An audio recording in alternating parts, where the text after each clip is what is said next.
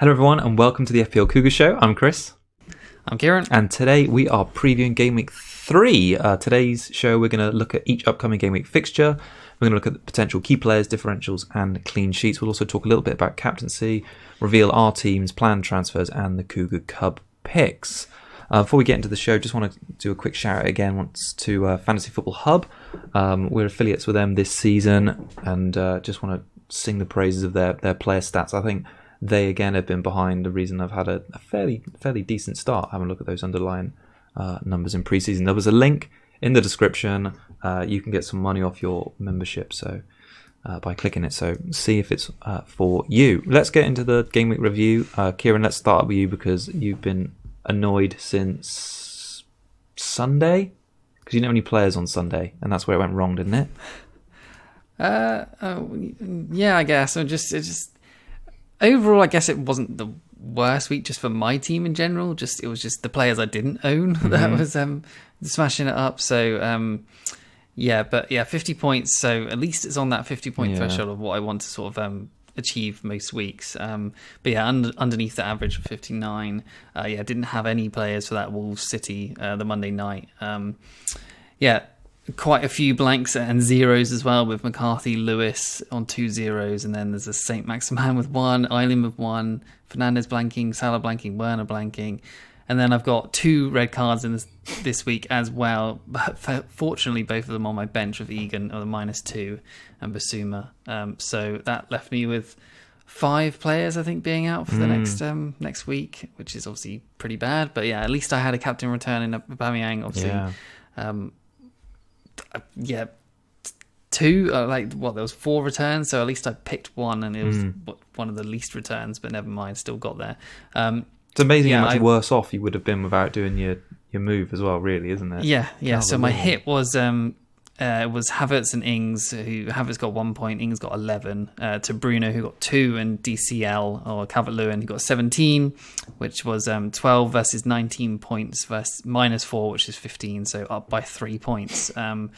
But if I'd done my original first plans of just doing Salah to Bruno, I would have been even way worse off. So, the moral of that, I suppose, is that plans can change, and they sometimes change for the better, because if I had just done that, I wouldn't have had Calvert-Lewin, and I would have been in the 30-odd points area. So, I'm glad that happened, and hits can pay off sometimes as well. So, I if I hadn't got all these injuries, I would have been, and red cards, I would have been decently set up. So, but yeah, shame to have got rid of Ings, and I guess the move really should have just been Havertz to Son, and I would have been doing really well, but never mind. At least I bought in DCL. So yeah, well, you've never been that keen on Son after that first game week, and Spurs played in Europa, and they didn't exactly pull up any trees. It just Southampton sort of opened up on Sunday and let Son and Kane have their way with them, basically. On my game week, I got 65 points, had a bit of a rank jump, but at the moment it doesn't really matter because it still feels early season, feeling things out. Aubameyang, I had captain. Majority of my points came from Son and Ings, so I was sort of half tempted in the middle of last week to do Ings to Calvert-Lewin and Son to also a United or a City player. I sort of held off doing that, and thankfully I did, just to give it another week and see how we are. And I'm pleased I did. I mean, the 4 goals, you could never expect that. I think was that the same score as what Antonio got last season. Kind of feel that he get 4 goals possibly against Norwich, something like that. Yeah, he did get 4 goals. But yeah. So monster haul really and as well for not captaining a player. It's weird to see that kind of points under a player. But yeah, all good. My team's in fairly decent nick, really.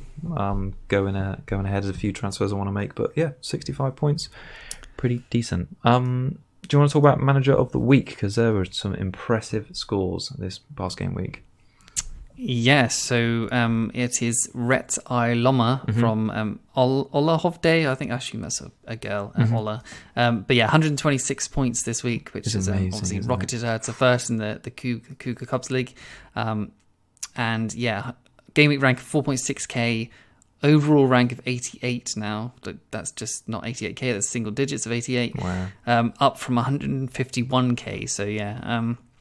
basically owned all the big scorers with Kane as captain, 42 points. Son as well. James Rodriguez, 12. DCL at 17. Mitro at 12. Trent and Justin with 7 each as well. So that's huge score, and that's obviously a normal team. It's not a set-up team with any chips played or anything like that. So yeah, 126 points in just a single game week is massive, and I'm insanely jealous. So yeah, well done. Yeah, huge points.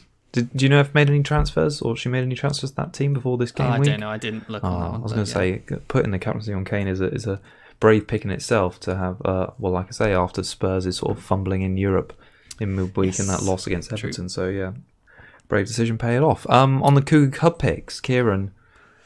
Yeah, so yes. I was hoping this was something I'd do well at this season, and after the first week, but yeah, I picked Rashford. And as you just whispered there, you got Richarlison on 12 points, and Rashford had 2 points, so Rashford looks absolutely woeful. Yeah, so total-wise, I'm on 10, you're on 13. I'm not bothering with the month sort of totals this year. Let's just do it total-wise. I think it's just easier to keep track of. Yeah, sure. But yeah, I've got a good one in line for this week, I think, so hopefully you don't see it on the notes. Okay. and that's going to be good. So, all right. But yeah, I need to... get a few points back on you again. Yeah, definitely. All right, well, let's load up the game week preview then. I'm sure people who were just looking at your team a little bit of scrutiny when we're doing the review have now seen the preview and noticed, well, both of us actually have got a few players different. You 2 more than I have. You've still got those 3 red lights on the bench in Egan, Basuma, Wickham. Talk us through the transfers you've made so far, and then what also you were thinking of doing rather than doing it at the end. So yeah, I've done Aubameyang, who is pretty much the obvious out at this point with their fixtures coming up, to De Bruyne, who looked electric against Wolves. So yeah, happy with that, obviously, and he's captain currently. And then I did Podence in for St. Maximin, who had that yellow flag. St. Maximin might still be fit, but he's looked pretty bad. And Podence, I watched that City game, and he looked really good. So I wanted to see how he looked, and if he was offering much. And he looks like the real deal. So I'm happy to have him in for this amazing run of fixtures that Wolves have got. So yeah, and I'm tempted by a -8 because that's already a -4. Ooh. Tempted by a -8 to get Egan out, because at the moment at this team I've still got Lewis against Tottenham away, if he's even fit. I've also got Justin playing City. And yeah, if Egan out just for a James or a Seiss could be worth it just by them playing at this point. So yeah, I don't know. It's a lot of minuses. It'll be -12 in. I was going to say in total by 3 weeks. That's a lot by the third week, which is. Yeah, I've just been the amount of red cards and injuries have just been. I don't know. I've just been super unlucky, I suppose. But. Yeah, you can foresee 2 of your, even if they're the bench players, getting red cards in game weeks where they both play and then both being out. I suppose it's just in a normal week, Egan wouldn't have got his red card. Justin would have been on the bench. Lewis would be fit enough to them. I don't know. It's a question mark whether he plays or maybe even Basuma in midfield for a 2-pointer rather than a 1-pointer. But yes, all those options are sort of taken away at the moment. And possibly St. Maximin would have been fit still. I wouldn't have needed to move him on. I could have just done possibly just a Lewis to someone or an Egan to a Seiss and just had a decent team anyway. But and not had to take a hit. So yeah, never mind. My team's a little more boring. The only transfer I've made, people probably would spotted, is I've done the same. I've taken Aubameyang out and I've got Kevin in. At the moment, the captaincy is resting on Werner. And we'll see how I feel about that towards the start of the game week. But I kind of feel confident given West Brom's form. All right, talking a little bit about the fixtures. Shall we start at the start? And Brighton host Man United on Saturday lunchtime. Man United, of course, coming off the back of a huge win in the EFL Cup and a huge loss in the Premier League. I don't know, what do you think about Bruno sort of objectively on the United side of things, because he was one of your transfers last week? I think they're going to bounce back. I thought when they came on against Luton, I didn't fully watch the game. I watched some highlights, but the talk is that they looked a lot really sharp and good when they came on at the end to put that game away. So I fancy, now that everyone is sort of panic wildcarding and things like that everyone's taking out United assets, I think this could be the game that they finally start to to do work, and I'm happy to own Brighton in this for Fernandes in this one, and hopefully do okay, because obviously the 3-0 performance at the end of last year post lockdown was great. So hopefully, just we'll see. If he has a bad game against Brighton, I know United generally have got some tougher fixtures after this. They've got Tottenham, Newcastle, Chelsea and Arsenal on the 4 after that. I mean, it's obviously a bit of a what if question, but what if Bruno doesn't perform in this one? Would you be worried enough to sort of take him out ahead of that run, or? Not really, because those fixtures work in favour of United with the counter-attack, so no, okay. I don't think so.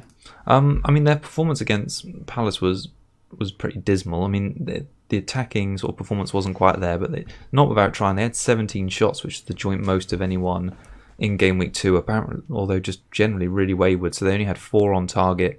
And the defence also looked a bit of a worry as well, so they were unlucky with that penalty, but really poor positioning for that first and third goals. They conceded 14 shots to Palace, right? So last season, Palace averaged the worst shots away from home in the league with 7.6. So the fact that they doubled that at Old Trafford and managed to score 3 is a real worry. I think there was also a stat that...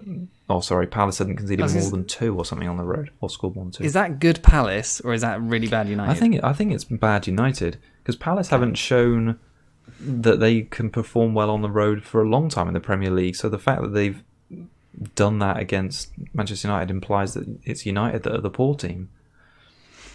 So yeah, we talked about it on the show last week, and I was a little bit worried that United wouldn't be up to speed because they haven't had enough pre-season games, and Palace might fancy their chances in this one. And then, as it turned out, they put in a good performance and shut down the assets, all of the main assets. Yeah. All right. Well, on the Brighton side of things, is there anything? I mean, could Mopai punish that weak defence again this weekend? Yeah. So Brighton attacking wise as a team, their XG is 3.3 with 4 scored, so slightly overperforming, but doing all right. So they've actually looked pretty decent on both ends of the pitch, in my opinion, so far.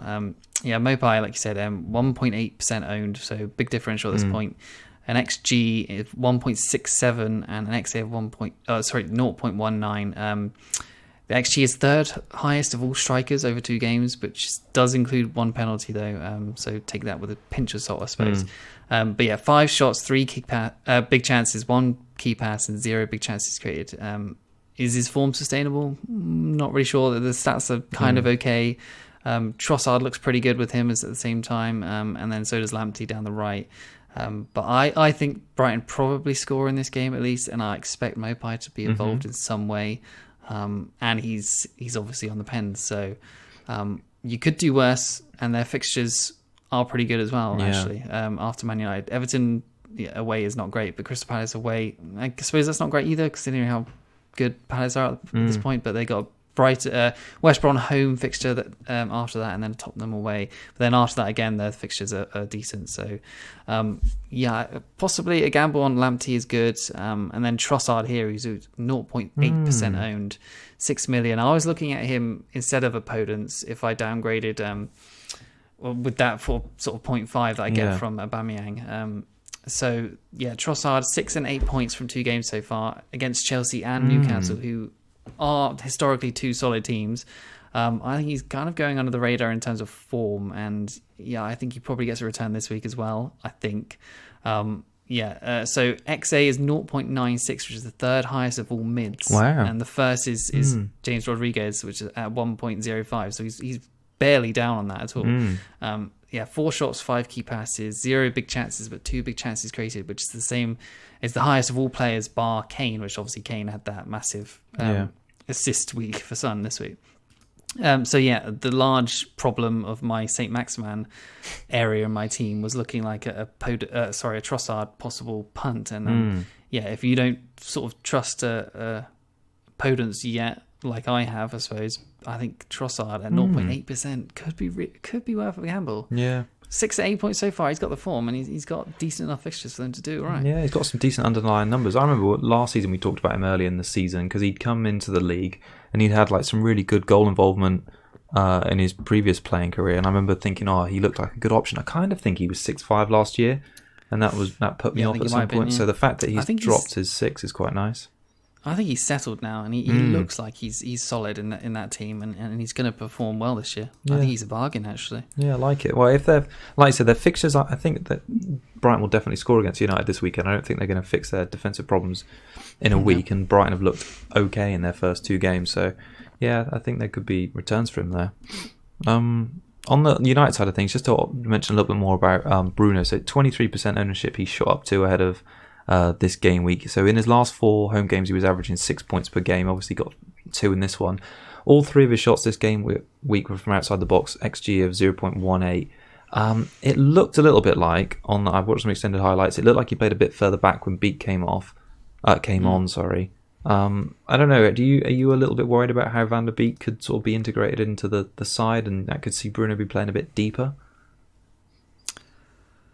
Not yet, but I will be if he definitely starts games in the future. So, but yeah, Bruno's high price, and he's easy to sort of move on to anyone who looks in form, I suppose. Even just to try and downgrade like a Werner or something like that to a Jimenez and get the money to be able to go up to a Sterling or something could be good. So he's there for the time being for his high ceiling, and hopefully he can start to turn it on. Hopefully Van der Beek doesn't affect him too much. Obviously he's definitely nailed on. Van der Beek's not going to replace him, that's for sure. No. So he's still got penalties, corners, free kicks, so he's obviously still a good asset. Yeah, no, I agree with all of that. All right, any more to add on the Man United side of things? Just hope they smash them.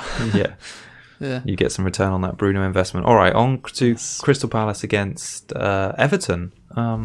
Well, Everton, Calvert-Lewin, so 7.2 million he's up to now, 18% ownership, which has shot up incredibly since we talked about him on the show last week, because I remember laughing that he was owned by fewer people than Richarlison was. So I think he's had 4 goals from 3 big chances. He's had an expected points of 14 from the first 2 games. He's actually got 25 total, so he's overperformed somewhat. Comparing him to Richarlison is an interesting thing to do, because obviously they're both playing in a similar position in the team up front for Everton. So he's actually had, Richarlison, this is 2 more shots in the box than Calvert-Lewin, 1 fewer big chance. He's had an inferior XG. He's also had the most shots of any player bar Salah this season. So I think there's a lot to like about the both of them. I think that the question is really, do you have the money to, have Richarlison over Calvert-Lewin? And even if you do you really need to? I think the fact that Richarlison is probably soon going to turn into a bit of a differential in his own right, considering people are just going to flock to Calvert-Lewin. I think it could be a nice option. I mean, you don't own it. You own Calvert-Lewin. It was quite an easy decision for you. Was it based on price at that point, or when you brought him in? Yeah, it was. It was just the players that were going the other way just happened to be that DCL was the easier pick and fit with my price, I suppose. Yeah. But yeah, I do like Richarlison. I think he's probably maybe will get more points across the season. I think just because he's got that assist potential as well. Yeah. But then he's usually going to be assisting Calvert-Lewin. So I think they're both good picks at this point. If you owned him, then you're going to be happy with 3 assists, aren't you? And yeah, you can't be too mad because DCL scored with like three shots, three goals or something. Yeah. So is he going to do that every week with his one sort of touch shot and score?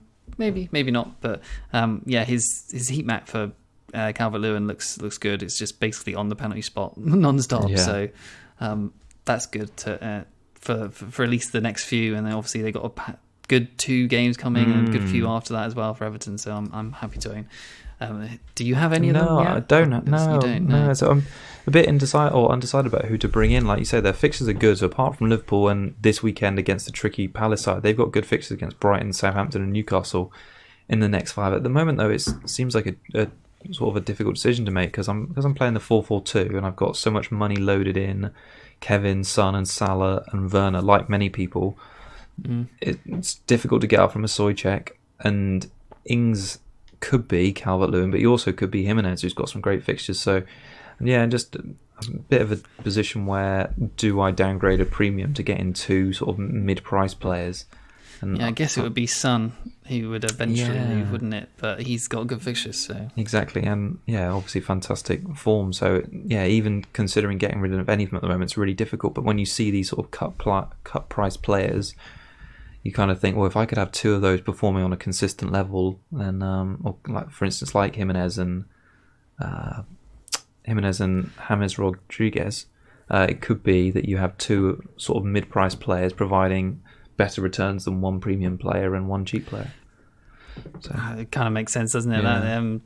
That Simon March, he was on Scoutcast the other day, he was spreading all his funds across loads of players, and it just makes sense at this point. Yeah. I wish I'd done the sort of same, because the premiums when they blank it just hurts, doesn't it? Because the rest of your team just doesn't compare. No, it's going to be painful this season, and I've noticed it already that the first 2 weeks, obviously I've played Souček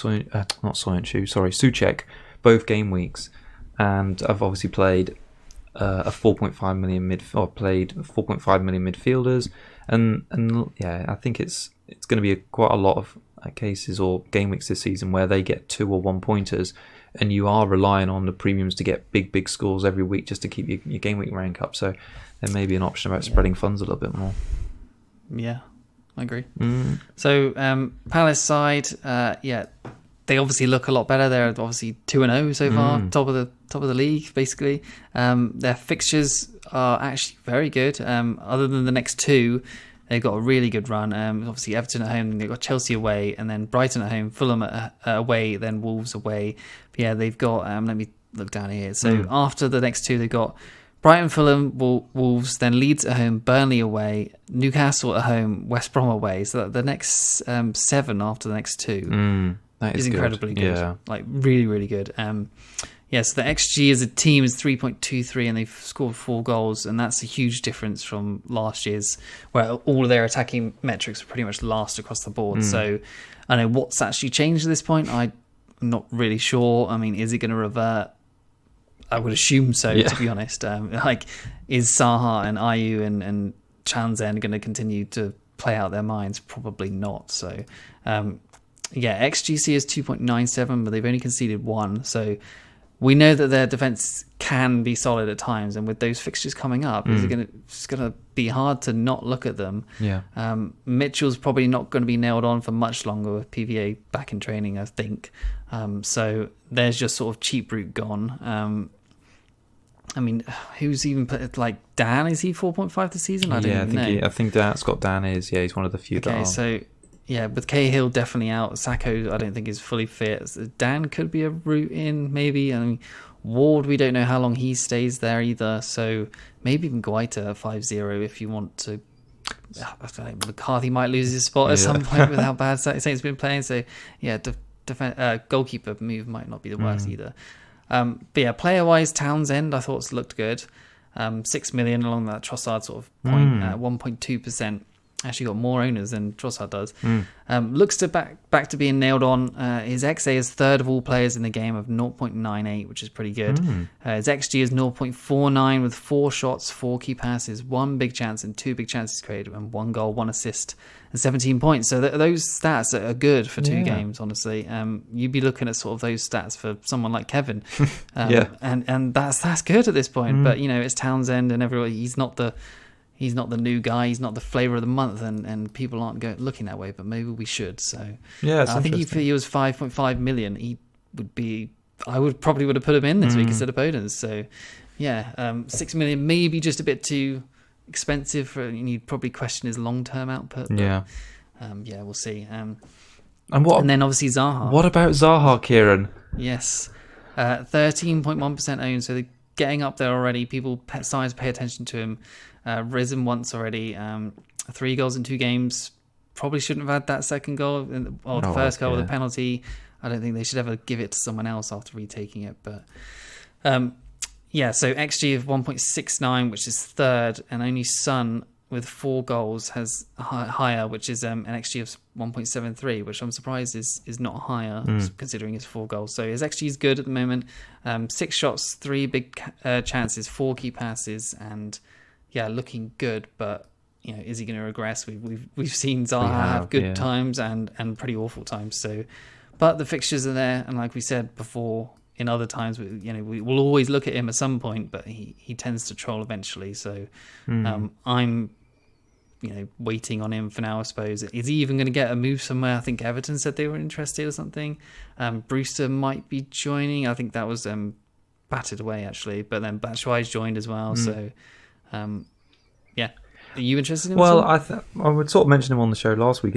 His numbers, even after the one game week, looked like they were changing a little bit from Project Restart. So perhaps he's been given... I mean, he was made captain, I think, wasn't he, for this Manchester United game, which is quite a big deal. So the fact that he scored 3 goals in 2 games, and last season he scored 4 total, makes me think something's definitely changed over the sort of short season break we had.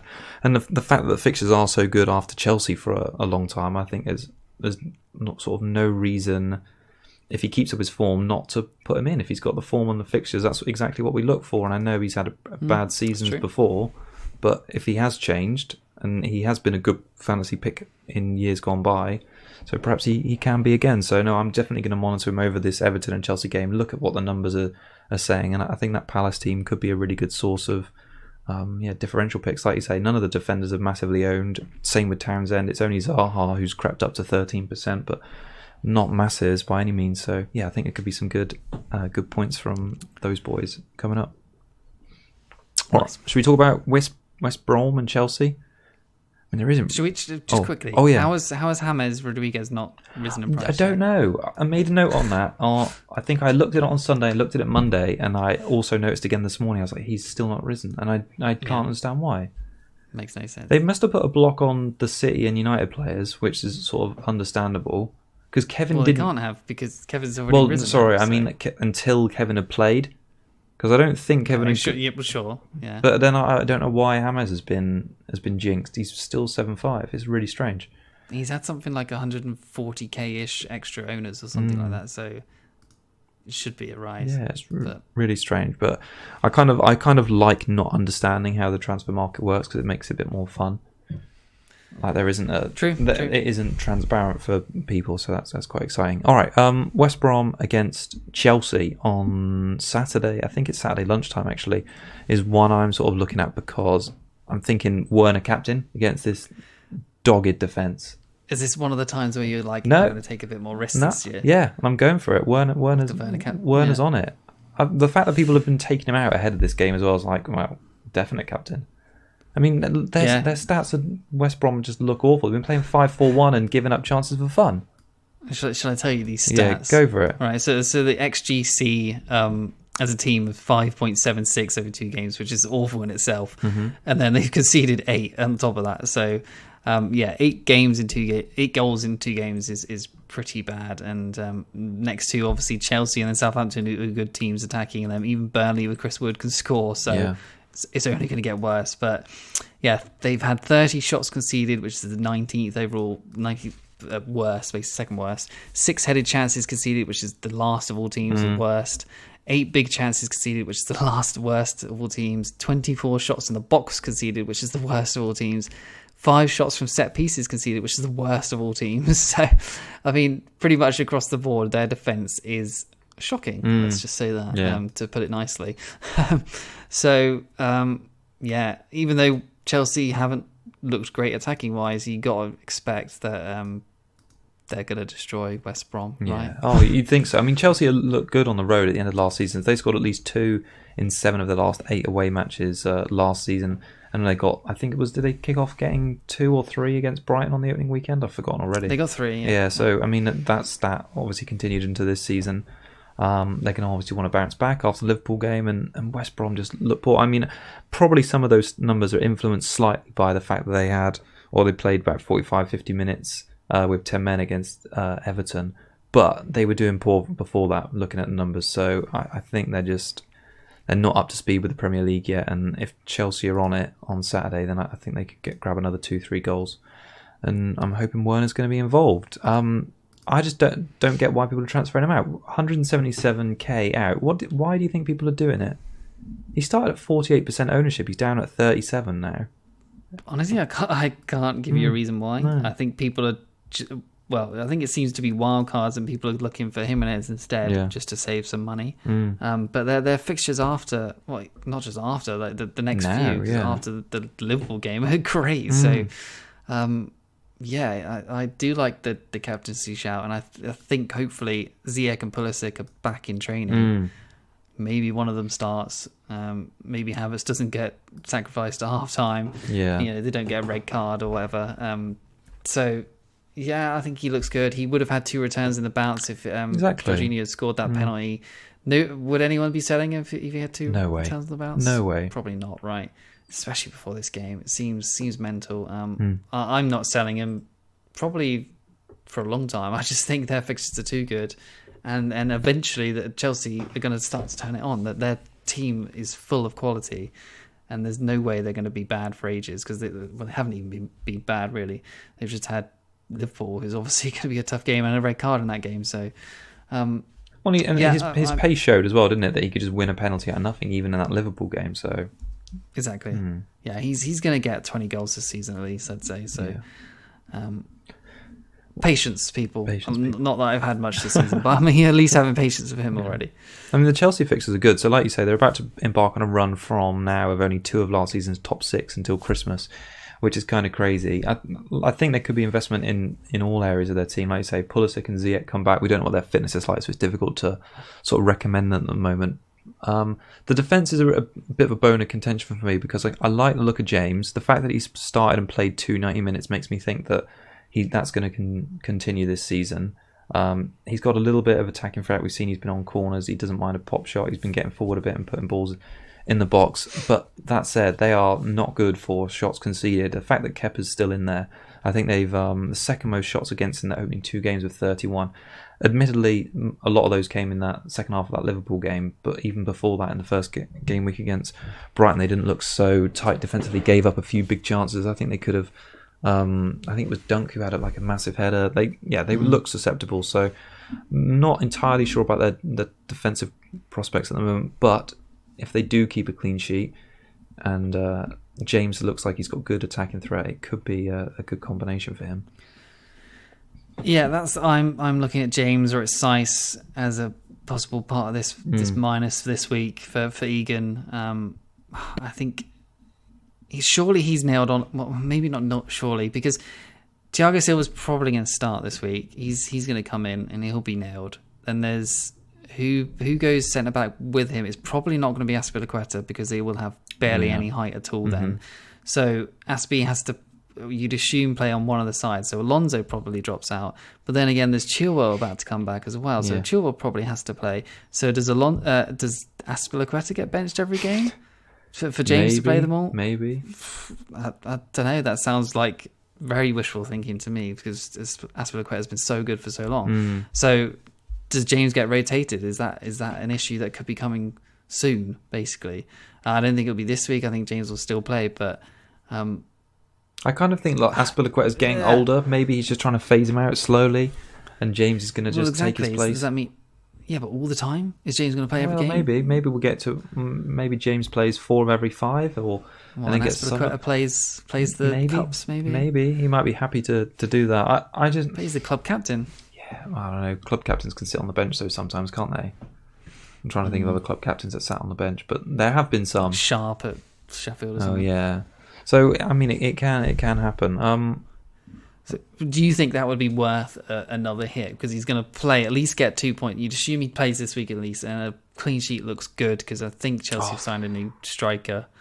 Goalkeeper. Yeah. He's probably not going to play this weekend, but yeah, they have signed a new goalkeeper. So I'm really reluctant to take point hits, as you know, and the fact that I'd be taking like another one for a defender when Chelsea's defensive record isn't great. Like, you're not guaranteed that 4 points. The fact that they conceded that many shots is a bit of a worry. I know it's West Brom, but I'd probably be looking to save that or stop doing that 4 point hit. I do think James is a good option for longer, but not this week. God, imagine like picking Egan out of Seiss and James, the 3, and I'd picked Egan instead. Oh, just what a stupid. Yeah, but you couldn't account for that.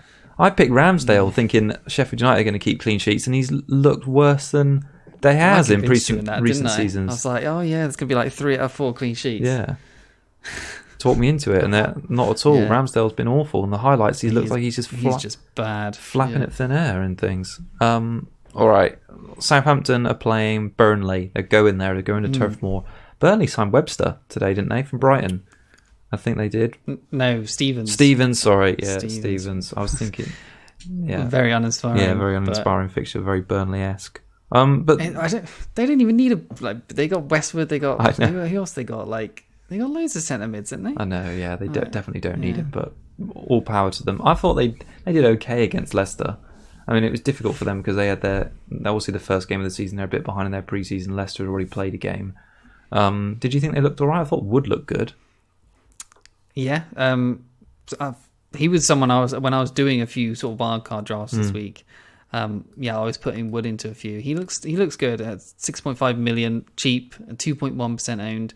Got 14 goals last season, so that's good for a really cheap defender, especially in a Burnley team. He's always going to chip in with goals.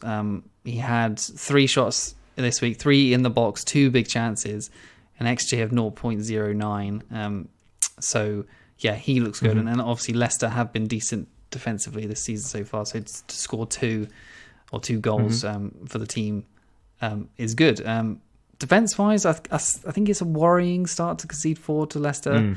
No Me or Tarkowski. I think Tarkowski's injured, or is he about to be transferred? It's one of the two. Yeah. But they conceded 14 shots in one game, which for Burnley seems pretty bad.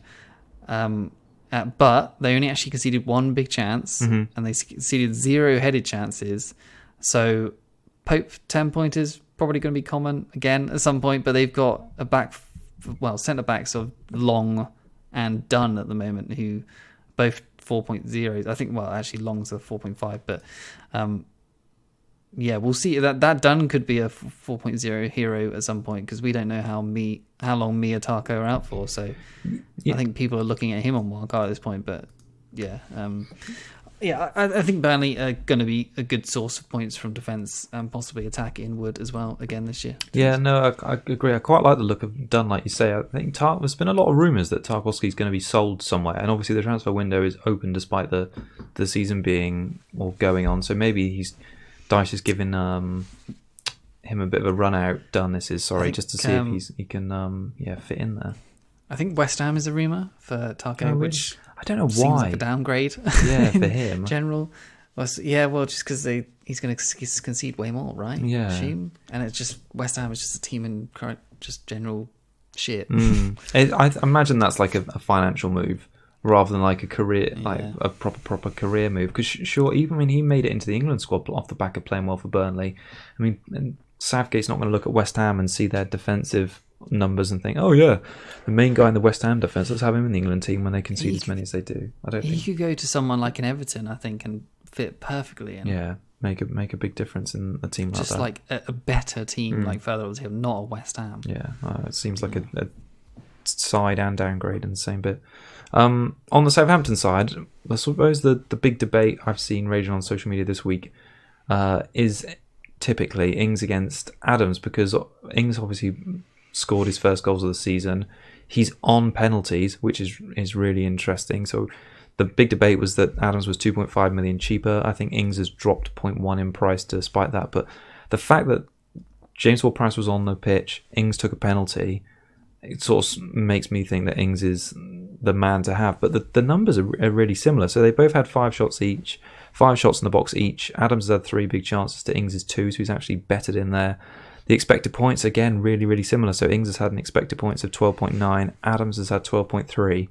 I kind of just want to ask you, do you think it's a case of Adams not finishing very well and that things will balance out in the next, 2 to 4 fixtures and he's going to prove himself good value? Because the fact they're in the same team, same position, they're close at the moment. It does seem like that. I think he has been quite unlucky, Adams.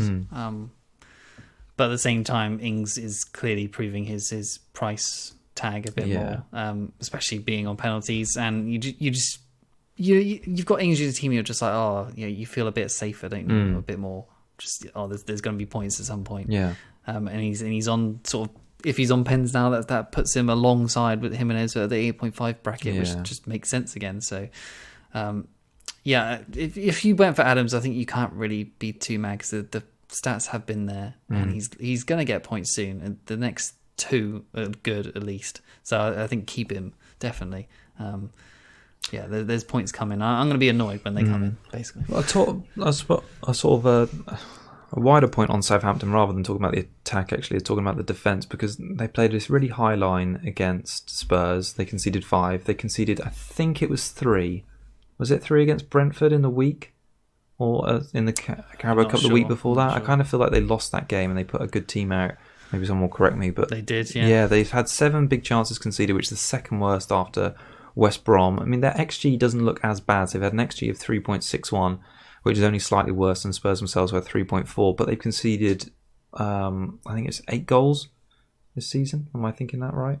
But 7 goals. Sorry, XG 3.6. So the numbers indicate they've been quite unlucky to concede that much. But when we've both got Kyle Walker-Peters, we've got Alex McCarthy in our team, it's a bit frustrating. And I don't know, do you think that this sort of defeat will have a spring like they had when they got whipped by Leicester last season? I think he's got to. I mean, you can tell that Hasenhuttl just gets absolutely mad when he loses, and he's gonna because they've been playing so badly at the same time. Maybe not just because they lose, but they're playing badly too. So yeah, I think that defense is going to get a lot of work done over the next few weeks of the training and stuff. So yeah, I can see a couple clean sheets hopefully in the next 2. Well, maybe not clean sheets, but that's wishful possibly. But yeah, I think if you own Ings or Adams, I think you should be happy and fine. Just hopefully McCarthy doesn't get dropped like Gunn was after that 9-0. Yeah. So yeah. All right, let's move on to the next game, shall we? Sheffield United against Leeds. Do you want to kick us off on Sheffield United front, because they look pretty woeful so far this season? Yeah, so their XG as a team is 1.62 and they've scored 0 goals, and they don't look like scoring either. They had that penalty, which is obviously just a penalty, which otherwise would have been no goal. So I guess that XG is possibly due to that penalty, which obviously wasn't scored. So XGC is 2.27 with 3 conceded, so about on par, I suppose. But then Ramsdale is just looking really bad. Like, he looks, like you said, flapping at thin air in these ones that they conceded. They had 13 shots as attacking wise, which is 19th of all teams over 2 games. City had 1 more shot in 1 full less game. That's incredible. So yeah, which is kind of funny. Players wise, Egan, obviously I own him still. Thinking of taking him out, thinking of maybe keeping him, who knows. But he's actually only misses 1 game. He's suspended till October the 3rd. I think one of the other games he misses is in the cup, I think tonight or yesterday, whenever it was. Only misses 1 game, but then he's actually going to come back when he's got Arsenal at home. Then after the Fulham, Arsenal away, and then he's got Fulham at home, then he got Liverpool away, Man City at home, and Chelsea after that. So maybe I should just sell him anyway, just because those fixtures are awful, aren't they? So, but from game week 9 to 19, they only play 1 traditional top 6 side. So possibly worth jumping back on them when their prices have fallen a bit, which it looks like they will do, because they've looked bad. So that run from 9 to 19 seems decent. And then Basham, also at 5-0, another centre-back, won the penalty for Lundstrom. A centre-back winning the penalty on a counter-attack of all things, which is something you'd like to see. But terrible penalty from Lundstrom, and don't count on him winning penalties very often. And then Burke was an interesting one, wasn't he? Talk to me about that, because I saw a lot of people talking about Burke, 4.5 million playing up front. Yeah, so out of position midfielder up front, played the 90 minutes, which was kind of interesting. But here's where it gets really not interesting for an asset point of view. XG and XA of 0.00, so didn't even register an XA or an XG. He had 0 shots, 0 big chances, 0 key passes, 0 big chances created. Wow. So, and when he's played 90 minutes, what on earth was he actually doing on the pitch? Like, what was he just like stood still or something? Like, it seems kind of crazy. He can't even have a shot or a block shot or anything. I think it's avoid all assets until week 9 at this point. You think if you were Burke in that situation, it was getting to like the 85th minute, and you knew even a little bit about expected goals and assists, and you knew you hadn't had a shot. Surely, if the ball got passed into you, you just like hoof it towards Martinez and goal and think, "Oh yeah, registered something here." Just so the stats don't look so bad. I mean, if we know that, his manager knows that, and that's not a sort of a stat for wanting him in the team anytime soon. So, I don't know if it was just a rotation sense because Sharp and McBurney looked bad too. So was it just trying him out for 90 minutes to see how it goes? But I think if you're putting him in on Wildcard or anything like that, I think it's a little bit wishful thinking at this point.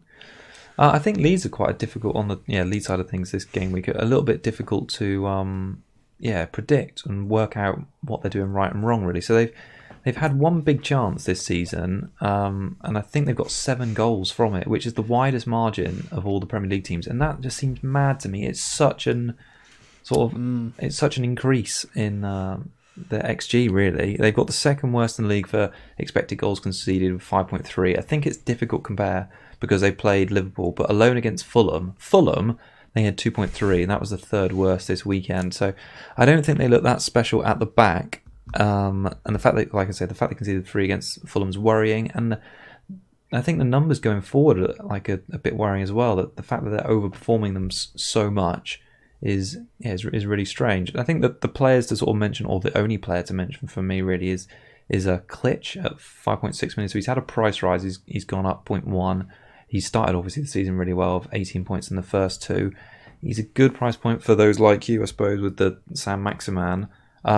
He's got the highest expected points of all Leeds players with 11.4, and he's also tied with the most shots in the box with 3. But I don't know how to sort of like call these Leeds players at the moment, and they've got some really tricky fixtures in the next 3 with Sheffield United away, or typically last season that would be a difficult game, Man City and then Wolves. So 3 sort of stout defences. So with decent attacking threat, especially in the Man City and the Wolves game. So I'm interested to sort of give them a bit of a wider view really and see if they can impress me. But at the moment, none of the Leeds players are like interesting me at all. What do you think about Ayling? You've got him. You're playing him out of necessity at the minute, aren't you? Yeah, but I don't think the Sheffield United away fixture is bad necessarily. No. But yeah, not impressed. Let's just say at this point, like you. But I was saying last week how I thought that Fulham game would be a nailed-on clean sheet. It seemed for all the world it would be because Fulham looked so bad. So, but then, I think that their goals scored and expected goals conceded are gonna even out. I think soon. Their defense can't be this bad going forward. So. And they were so good defensively last year. I think obviously Cooper not being out for a while was bad, but at the same time, this new defender, Koch or something, looks pretty bad so far. So I'm hoping he starts to sort his crap out, and then him and Cooper can actually have a decent sort of partnership. But Yeah, I think it's fine. Yeah, there's a team to watch really over the next few. Like the fixtures aren't good, like you say, and when they do get better, we want to know who's good. But at the moment, it's a bit more difficult to see. All right, on to Spurs against Newcastle. Son coming off that big point hit. Big point output. Is he someone you've been sort of looking at? You obviously mentioned Fernandes. He could have been a Son, but now at the shape of your team, he's a bit difficult, isn't he? I think for now I need to just forget about him. If Bruno doesn't do well this week, then I might move to Son, but then he plays United, so after that. But then after that, the West Ham, Burnley, and Brighton 3 fixtures in a row look great, so I might look to him then with a Fernandes to Son. So that seems quite good. But 4 goals. Unsustainable. Saints just played into their hands. The Newcastle defence was one. They got a clean sheet last year against Spurs in this same fixture. So, they sit defensively a lot deeper, and so there shouldn't be as much chances for Son and Kane to go in behind. So I'm pretty much looks like I'm going to have to play Lewis at this point, so I'm hoping for another sort of miracle 1-0 clean sheet away as well. So, but yeah, their XG just against Saints was 2.22 with 5 scored from 4 big chances and only 9 shots. So clinical and finally beginning to click, I suppose. I think Son is definitely a lethal finisher when he gets into those chances. So, Newcastle at home, West Ham United at home, Brighton at home in the next 5 looks really, really good. And I'm obviously very scared not only at this point. I don't know if it was just like a sort of one thing out of this ordinary, I suppose, because they looked really bad away at Plovdiv or whatever, and then they looked bad in the first fixture. So, I'm going to take it with a pinch of salt and wait and see what they're like against Newcastle and hope they just don't do much. What do you think Bale's going to do to the Son and Kane's output? Do you think he's going to improve the team as a whole? Obviously, he's coming at 9.5. It goes without saying he's probably going to improve the team. He's still unfit, so we don't know when he's going to start playing. He'd probably bench Mora, so I think it'll be Son still on the left, Bale on the right, Kane through the middle, and it should only improve all of them, I would assume. But I think Son would still be a good pick because he's often the one that's played in behind. So fine.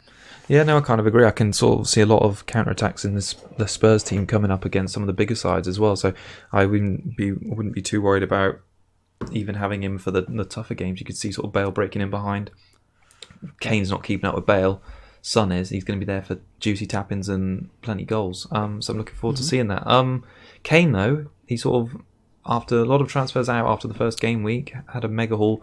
He sort of dropped back into this number 10 role, hasn't he? And changed a little bit. Yeah, he even mentioned it in an interview that he was dropping deeper with Son running in behind, which sounds good for Son owners. Maybe not so good for Kane owners at 10.5 because you want goals from Kane, but he obviously still did get a goal. But 4 assists, still a haul, I suppose, with 6 key passes, 4 big chances created, and 23 points. Looks good, but genuinely, he hasn't looked good so far, apart from that game. So again, with a pinch of salt, if you own him, fine.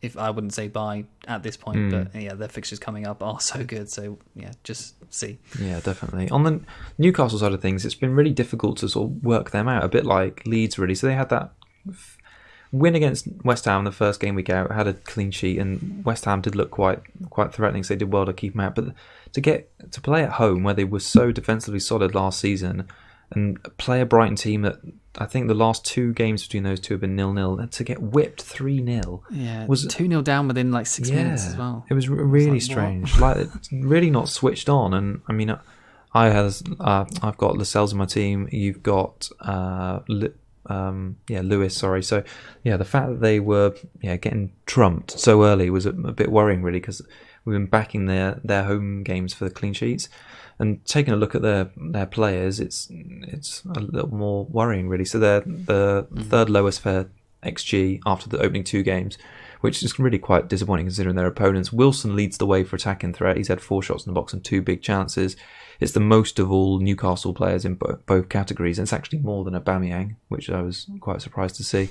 He's got the 3rd highest expected assist ratings of all the Newcastle players as well. So I think Wilson looks like the best pick of a bad bunch, but none of them are inspiring me. I thought with Fraser and Sam Maximan we might start to see something, especially in that Brighton game, but nothing just yet. I'm kind of not too worried at the same time with Lewis and Lascelles. I think when they have a bad game, they often sort of kind of turn it around a little bit the next game. So we'll see. Okay. I think Bruce actually has a good sort of idea of how to coach that team at least. Hopefully Lewis is fit at least. Well, so you think they might try and... Well, you might... Or you're just hoping through gritted teeth that they keep Spurs out this weekend? I'm not expecting it, obviously, but they've done it before, so fingers crossed. Yeah, do it again. All right, on to one of the juiciest games of the game week. Man City host in form, top of the league, Leicester. City obviously played a game few, which is why they're not in contention. I watched the highlights, City against Wolves the other day. I thought they looked good. They're straight back into it. And what would normally be quite a difficult fixture, they looked like they were cruising at points. Mm-hmm. Yeah. So City obviously looked good. XG of 2.66, which is ninth of all teams after playing one full game less. That's a higher XG in one game than over two of Chelsea, Wolves, Man United, West Ham, and Leeds. Oh, sorry, not Man United because they've only played one game as well. But yeah, those teams are known for goals usually, especially Leeds, Chelsea, Wolves, and West Ham. So same old City, I suppose. But their assets are going to be good across the board. Their XGC of 0.6, which was first, obviously, with only one conceded. Bound to be first for only playing one game. But Ake and Stones, a little bit of a liability, I suppose. Yeah. They always look like they might concede. So I think it's stay away from their defence until Laporte's fit again. And well, he's not fit. He's just no match fitness at this point. So, but I think Leicester will probably score because they've looked very good attacking wise at this point. So, De Bruyne, our favourite, who's come straight in already. 11.6 million, already risen once. Might get a second rise before the deadline. I think he probably will. Like I said, he's at 38% now. And I'm expecting about a 40, 42, 43% owned by the deadline. So the casuals who play this game sort of not so strictly as us, obviously benched players like City and United assets for this week and just had them come in and score big points, whereas we waited for Aubameyang to do the business and who didn't. So 13 points. He seems to be confirmed to playing a sort of a number 10 role this season. Confirmed on penalties as well. XG of 1.5, XA of 0.34. The XA is quite low for him in general, but only one game so far. So 4 shots, more than Vardy in 2 games completely. 6 key passes, which is good for one game as well. So the eye test he completely passes. Captain versus Leicester, that I've currently got him on that maybe, but the Leicester were the 5th top for XGC, which is quite good. Yeah. Headed chances conceded, so they're all quite low in general. So the defense has been quite good. So Burnley scored 2, and City looked really good. So I don't know about that. And Ndidi is supposed to be injured as well. But Evans returns. Yeah. But no Ndidi in the sort of central defensive midfield role is going to be a problem too. So they were especially bad when he was out for them back in the last year. season. So we'll see. What do you think about Foden? Obviously, he did well. He got his goal, and it looks like he's sort of nudged Mahrez out of the team a little bit. Do you think? Okay, so is he a good pick? I've got it down here. Short answer: yes, right now, with a caveat of we need more time to judge. Okay. I think. I mean, so his stats for 2 shots, 1 big chance, 1 key pass, 9 points, 2 bonus, which the 3-1 win. That's 2 bonus still is decent for only getting 1 return. 90 minutes, which is I guess an important thing. Injuries and absences may be the key part to him playing though. So no Aguero, no Bernardo, Mahrez and Torres both benched. Gundogan is COVID. So he's not going to keep Mahrez out of the team indefinitely, that's for sure. Mahrez is obviously too good a player for that. But can he possibly cover in deeper midfield if Fernandinho needs to be rested? So is he going to go from sort of playing in that attacking role and then to cover someone else and stay in the team the whole time? Maybe. But in my opinion, I think he's a wait and see. 6.5 million is good, but I don't want a 6.5 million asset to be rotated. Yeah, that's for sure. So no, I can sort of understand that. I kind of feel like at that sort of price, you want a talisman of a sort of a mid-table, lower half team who you know is going to be involved in most of the goals. And the fact that you wouldn't be sure of, that's the reason I'm not getting Foden, is despite the fact that he can put in a performance like last night and he's at a reasonable price in a City team, he's not going to play every week. And the weeks that you want him to play well against a team from the bottom half of the table, he just won't turn up. I think he's an interesting player in that you don't know when he's going to turn it on, but when he does, you'd be well happy for it. It's a shame that you can't rotate him with someone else in a team, really, but he's just too expensive for that now. Yeah, he did a good trolley job on the end on me the end of the last season. So you were always suspect of owning him in the first place, weren't you? And I think I'm probably going to avoid, and unless he looks like he is completely nailed, then I think I'm avoiding him. So, Leicester-wise, what do you think? Leicester-wise, sorry, I just went to turn the light on. Everyone's going to be enjoying me standing up, turning the light on. Leicester-wise, top of the league once again. I thought they got a decent run of fixtures after Man City, actually. You got West Ham and Aston Villa back-to-back, away at Arsenal. I think they'll be going there confident. They've done well there in the past, especially with playing like Vardy on the break. The second highest team XG of 4.63, and they're also, like you say just a minute ago, decent on the expected goals conceded. I think only Liverpool are the better team than them there, who have played 2 games. I mean, you poo-pooed Harvey Barnes last weekend, I remember it, and he's a good differential, Kieran. He's less than 4% owned, 7 million. Yeah. He must have listened to the show. He got a 13-point haul. So he's actually had the most shots in the box of all players in the league with 10, and he accounts for nearly half of Leicester's shots in the boxes. They have 22. So he's actually looking quite good this season. I mean, he failed to return in that West Brom game, but he's looked as sort of, his attacking intent has looked as good in that Burnley game. And traditionally what is quite like a tough game against a good defensive side, to get a 13-point haul is pretty decent. And the shots in the box is a really exciting stat for him. He's also played 90 minutes in both of the first 2 games. So last season he was getting rotated out a bit earlier. Looks like this season he's stepping up and being a more creative attacking force. So I think Harvey Barnes has been massively overlooked. So for after this City, maybe not for this City game, because we know this is going to be difficult, but after that they've got some juicy fixtures, and Barnes could be a good one to be on.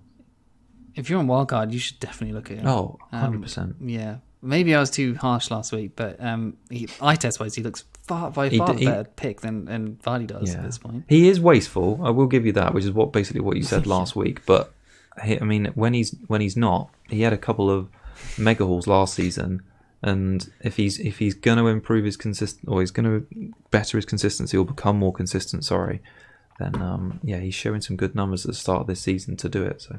Yeah, one to keep an eye on. Castan, 5.5 million, 8% owned. He's the highest scoring defender in the game. He's had 3 attacking returns in the first 2.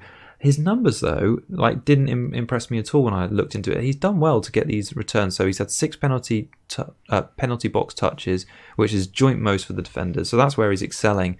But he's overperforming his expected points by about 10. And he's not got many good underlying numbers for expected goals or expected assists. He doesn't do many crosses into the box. He just seems to have turned up at the right time, and it's worked out for him. But I'd despite their good fixtures at 5.5 million, I'd reserve a bit more judgment for him to see if this is going to continue, because I think it sounds awful to say, but I think he's been quite lucky to get 3 attacking returns in the first 2. Yeah, and shout out to Justin as well. Oh, yeah. 9 and 7 points so far. Yeah, definitely. 2 good games, but then they conceded 2 to Burnley and still got an attacking return. So yeah, it looks good for the next few. Obviously, the City game is awful, but and I'm being forced to play him. But you never know, weirder things have happened where someone like that gets a clean sheet away to City. So yeah, we'll see.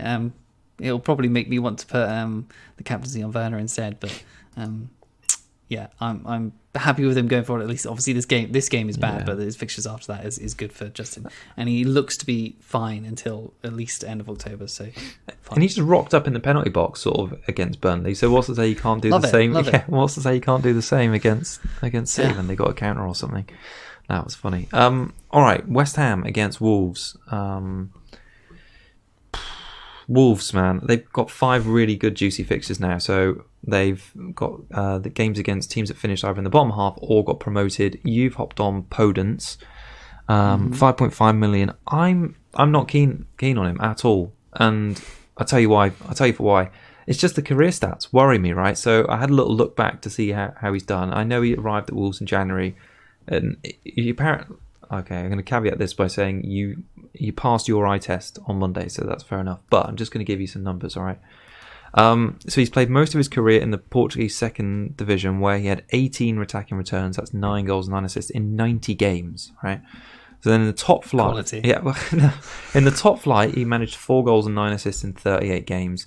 So far this season, he's an XG of 0.01 and an XA of 0.87. So, whilst he has got returns, the numbers are a bit scary there. And I know he's only 5.5 million, so he's low risk. But I kind of feel like he's a Castan. I don't know if it's Castagna or Castan, but anyway. Castagna, I'd assume. Yeah. But yeah. I kind of feel like he's he's been lucky to get those 2 attacking returns. But who am I to say? So counter argument. Do it. So like 6 of 5, 2 returns so far. Yeah. Against Sheffield United and Man City are both supposed to be decent defensive teams, right? Next 5 fixtures look so good. Yeah, they do. And that if he's playing pretty much alongside Jimenez, who looks really good in form, he's going to get returns. He looks to be nailed on. He's going to. I think that Semedo signing for Wolves is possibly going to put Traore further up the pitch, but Neto's. They're playing 3 up top. Neto's probably going to be the one that gets pushed out because Podence has looked so good so far. And we've seen what like Jimenez was not a world beater before he came to Wolves. Neto wasn't particularly good. Like all these players get improved massively by Nuno. So Podence been there for a while now. He knows the system, and he's only going to improve in my opinion. And he's got the fixtures to do it. At 3.7%, he seems to be a massive bandwagon on Twitter, but he's only 3.7% owned. So he's. Why not take a punt on someone like that who's looking pretty electric from the eye test and has got 5 fantastic fixtures? I suppose I can see both sides of it, to be honest. I can see why you'd want to get him. Like, he's got decent form and he's got good fixtures, but just the underlying numbers for me just would worry me, which is why I haven't got him. The underlying numbers are only bad in XG. Like, if he gets assists per game, like XA of 0.87 right now, that's great. Well, it's just fine. I suppose for 5.5 million, maybe I'm thinking too much of him. Get an assist or 2 per game or whatever, like, with these fixtures coming up, like, cool. would be cool. I'd much rather own Jimenez, though. He started like the season, the house on fire again. 2 games, 2 goals. Yes. Scored with Wolves' only shot on target, which I love. He's got a really good record against West Ham as well for this weekend. 3 goals in the last 3 games against them. It's a shame. I'd like to have Jimenez and Ings in my team from now, but I can't sacrifice one and I can't downgrade a premium just yet. So, I think he's another player that comes into my thinking saying maybe I'll just revert and go 1 premium in my team and spread the money about a bit more. Yeah, we always overlook him, don't we? But then we always end up owning him because he's so consistent. I mean, we should just always just get on him first. Like, it's crazy. Like, he is so consistent, and I'm gonna want to own him at some point because he'll just keep scoring every so often. So, what a player! What a player indeed. What's going on the West Ham side of things? They look quite bad, don't they? But fixtures awful, as we know. Next 5 are just atrocious. But Antonio, maybe their only shining light at this point. So sold by a ton before this week, but then went and scored. Sounds pretty familiar this week, I suppose. 3 big chances, 9 shots suggests he's been kind of unlucky to have only scored 1. An XG of 1.5 is the 6th best of all strikers in the game. And considering their fixtures, I think they probably score against Wolves this week. I think Antonio is going to give them a problem. Wolves away as well, so I think Antonio gets a goal. Okay, maybe Soucek gets you 1 too. That'd be nice. So it would be nice, but so that's why I'm not as keen to get on a Sice this week. I think a Wolves defender could possibly wait this week because I don't think West Ham are good attacking wise at least. So, but then at the same time, they could easily keep a clean sheet. So it's a hopeful, or wishful at least. So, that's really all I've got to say on West Ham. Yeah, that's fair enough. I can understand your concern with Sice. Like, Antonio does look good, and on their day, West Ham can just go on one of those or put in a performance where they do look really threatening and score a goal or 2. So, it's not cut and dry for Wolves by any means. And Haller scored another 2 in a League Cup, so I think he deserves to start at least. So I think Haller, he scored 4 in the last 2 sort of League Cup sort of things. So he deserves to start. Yeah, he's banging on the door, isn't he? He's going to make Antonio play better, that's for sure. One game which I'm really not very interested in this game week because I don't have any of their assets, and both poor teams. Fulham against Villa. Fulham come into this one, they've lost the last 4 games and they conceded 3 goals. But having a look at the Villa squad, I don't know who's going to get points. They played against a Sheffield United team which had 10 men for about 70 odd minutes, but it was Douglas Luiz who had the highest XG of 0.18. Watkins was the most active. He had 3 shots in the box, but an XG of just 0.10. So I appreciate it's their first game back, but there's not a lot to go on from an attacking point of view on the Villa front. And perhaps the area we should be looking is Martinez. So he was the 4.5 million hero. He's 11 points. He's outscoring McCarthy by 9 points, having played a game less, which is really depressing. And Villa's next 5 fixtures, bar Liverpool, are fairly decent. They've got Fulham, Leicester, Leeds and Southampton. So, yeah, Martinez, that 4.5 goalkeeper slot is really appealing to me. Who did they play again? I can't remember. What, just this past week? Sheffield United, Sheffield United, wasn't it? Yeah, okay. I think lucky to concede the penalty in the first place. I think it was barely touched to me. And then he also was slightly off the line, the same as De Gea. So where's the consistency bar? That's all I'm saying. No, I agree. I feel like that's if we're going to talk about the United penalty, it just seemed a bit of a farce really with the off the line and then especially the handball decision, because there was one in was it the Arsenal game as well? It was a Spurs game where it deflected the other direction into Doherty's hand. That was just like there. It's just like, are you kidding? Yeah, what can you do? It's like an absolute joke. Yeah, what could he do? The Ings penalty. It's just ridiculous. Yeah, no, I sort of agree with the Martinez one as well. Just soft and then, like you say, off the line. So, no, I think they sort of open a can of worms sometimes when they go back on themselves, because even in the same game week or weekend, you see the similar sort of controversies happen in different games. So, yeah, I don't know how they can ever make it fair across the board, because there'll always be a problem somewhere, because sport's unpredictable. So, Mitrovic, just quickly, before we move on, it was sold by 66k. Quite rightly so, I suppose, but they've got or had decent fixtures. But yeah, 6 million, 20.4%, so he's still decently owned. XG of 1.73, which is second of all strikers, and despite only playing 20 minutes in the first game, he actually has over half of the whole team of Fulham's XG, which is talisman defined right there. So 7 shots, 2 big chances, 0 key passes, 0 big chances, great. But for someone who's probably going to tick along with goals at 6 million, I suppose you can't go really too far wrong with him at this point. Fixtures are good enough for him to do all right, so I kind of just wish I'd picked him in the end, but never mind, I suppose. No one else in the rest of the team to consider at this point. No, fair enough. All right, well, let's move on to the juicy last one of the game week. Liverpool host Arsenal at Anfield.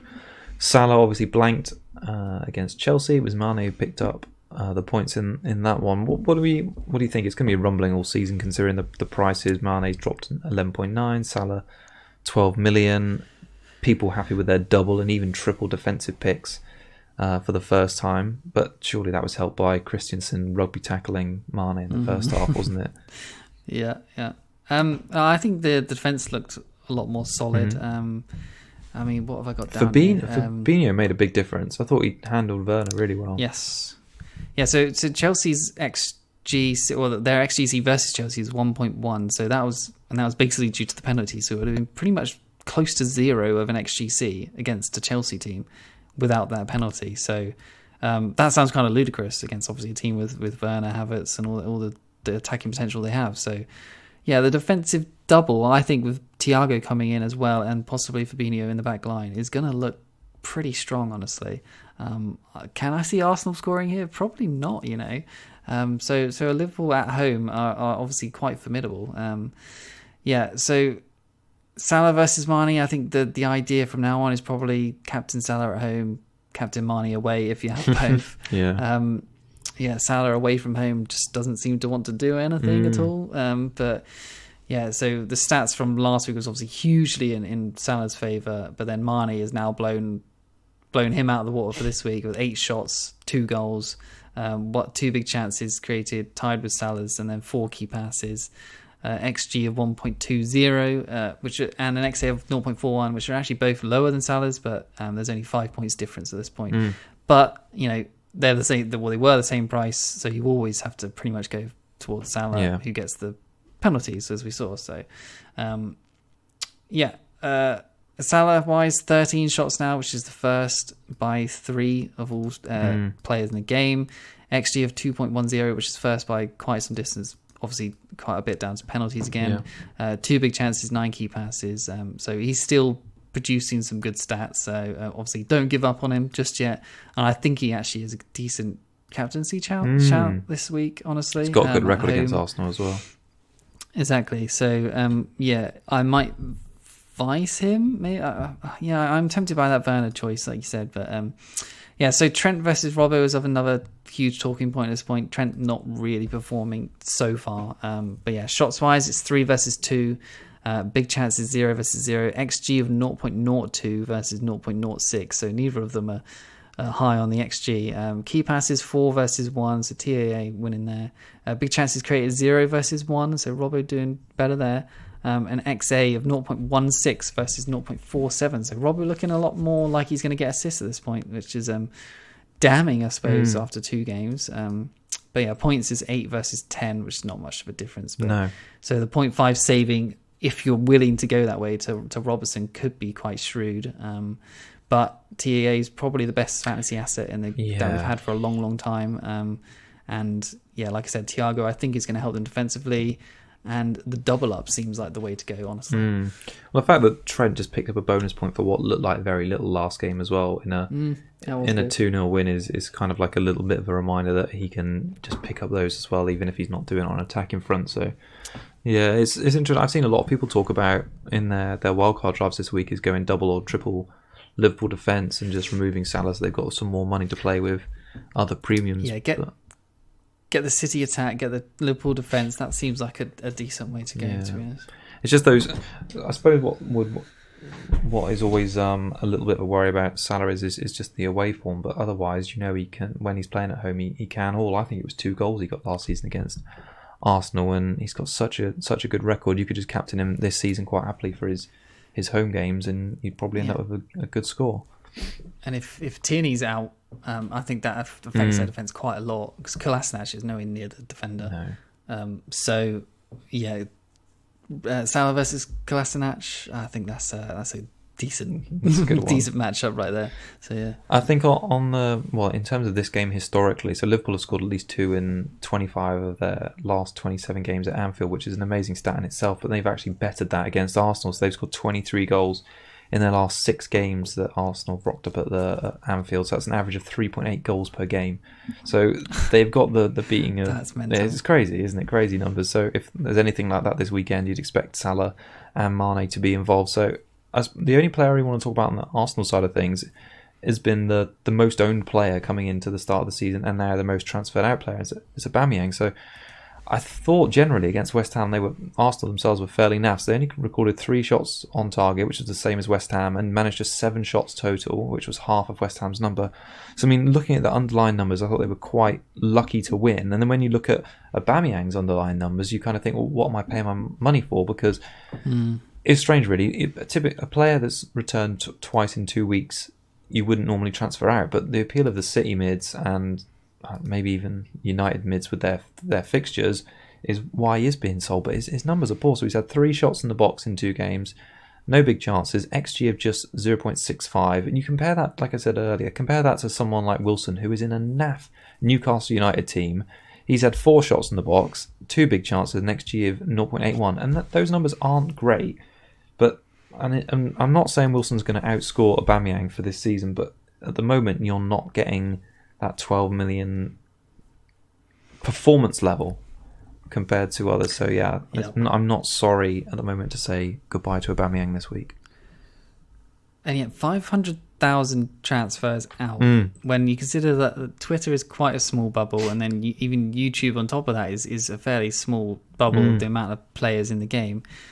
I guess that says enough. Yeah. Like he's not been...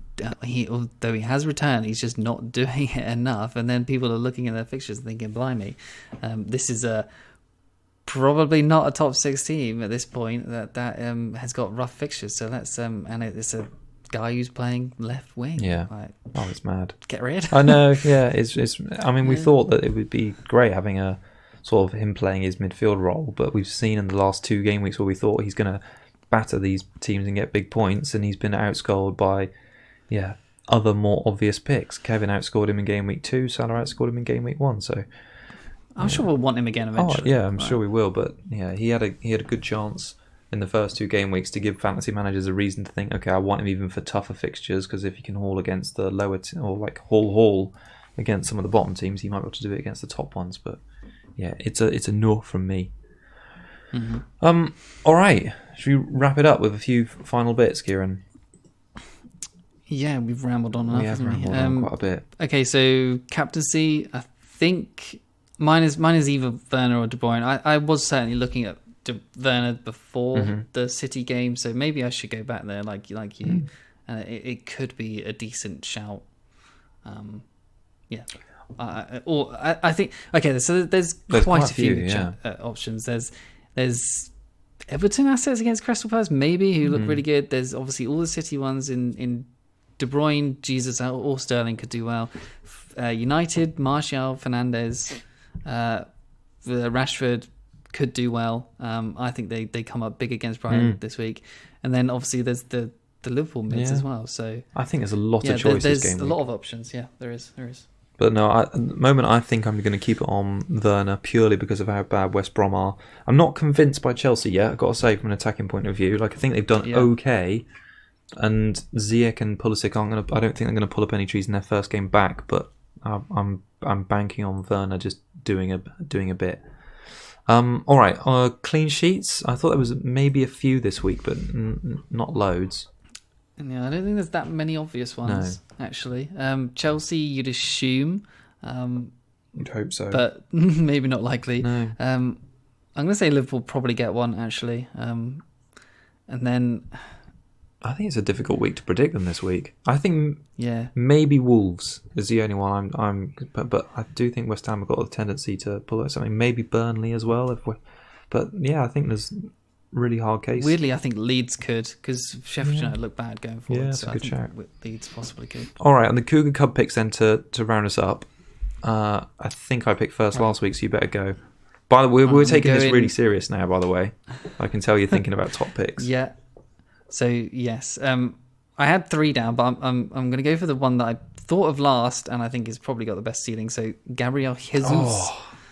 Yeah, under 3% owned. Yeah, home to Leicester, like it. Striker with Aguero out, he's nailed on to start. So he was my, and then back. Oh yeah, sorry. Okay, I'll just say backup. I'll just say Mahrez. Oh really? Okay. So Jesus was my backup pick. My top pick is Mane, only 10% owned. So I was like, oh, I fancy that against Arsenal. All right. So yeah, we're going for those big guns this season. Yeah, but they're underneath the 15, so it's all right. So it counts, yeah. So fingers crossed for some Mane hauls again.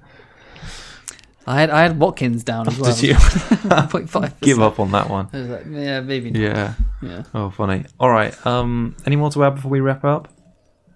That was a long show. No, I think we're done. No, we're getting towards black box levels of an hour and 50 minutes. Right, thanks everyone for joining us. If you've got any comments, leave them on the chitty chat box below or tweet us at FPL Cougars. Thanks again for joining us. We'll be back next week. Enjoy Game Week 3. Bye bye from me. Cheers everyone, good luck.